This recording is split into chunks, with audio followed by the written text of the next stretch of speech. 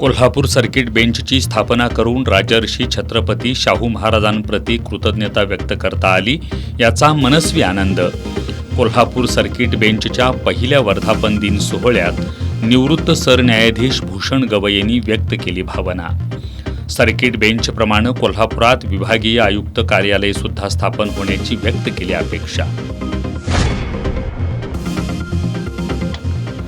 निवृत्त सरन्यायाधीश भूषण गवई, माजी केंद्रीय मंत्री नारायण राणे, खासदार विशाल पाटील यांच्यासह मान्यवरांनी घेतली पाटील कुटुंबाची सांत्वनपर भेट.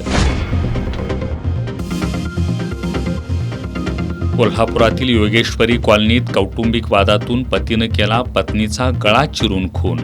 खुनानंतर पती गणेश कदम स्वतःहून करवीर पोलीस ठाण्यात हजर.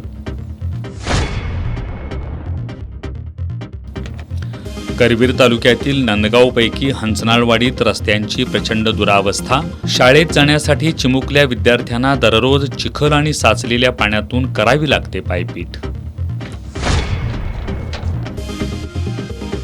आणि तब्बल 2 वर्षानंतर केशवराव भोसले नाट्यगृहात सूर, संगीत आणि कलाविष्कारानं भरला रंग. नूतनीकरणानंतर शुभारंभाचा पहिला मान महापालिकेच्या स्वच्छता कर्मचाऱ्यांना.